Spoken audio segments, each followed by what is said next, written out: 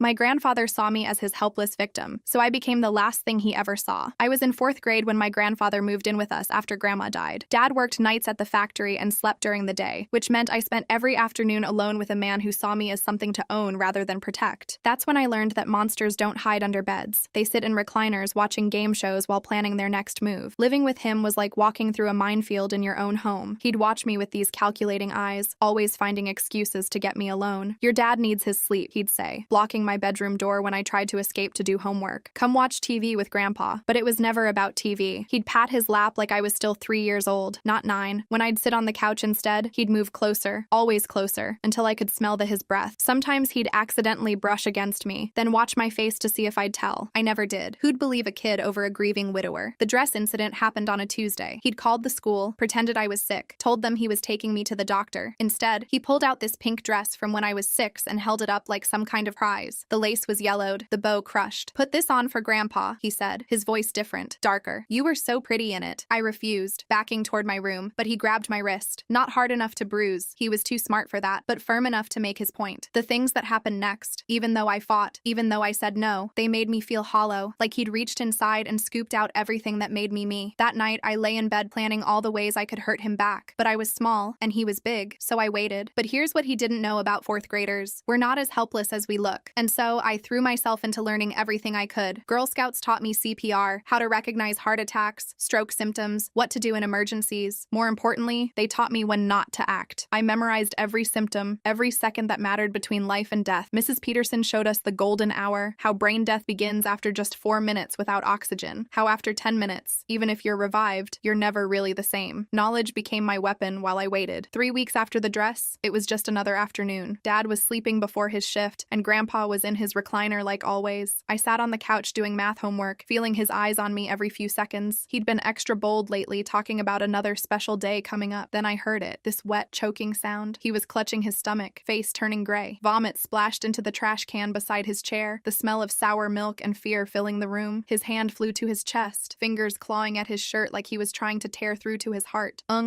Was all he could manage, eyes wide with panic, looking straight at me. I knew exactly what was happening. Mrs. Peterson had demonstrated the signs just last week at our troop meeting. Chest pain, difficulty breathing, that distinctive gray pallor, the way his left arm had gone limp. Classic heart attack. Textbook, really. I should have jumped up, called 911, and started chest compressions. That's what good girls do. That's what Girl Scouts do. Instead, I set down my pencil and smiled. Not a big smile, just a small one, the same one he used to give me when Dad wasn't looking. I folded my hands in my lap and watched. His eyes got wider, more desperate. The vein in his forehead bulged purple. He tried to reach for the phone on the side table, but I grabbed it away. I could see him trying to scream for my dad, but only those pathetic sounds came out, each one weaker than the last. The power in the room had shifted. He wasn't the monster anymore, just a dying old man begging for help from the one person who had every reason to let him die. I counted in my head as his face went from gray to blue. 3 minutes in, his movements got weaker and more erratic. 4 minutes passed by, the magic number where real damage began. 5. His eyes started rolling back, showing the whites like a broken doll. 7 minutes in, only when he slumped completely unconscious, when his chest barely moved and I was sure it was too late for anything meaningful to be done, did I run to Dad's room. Dad,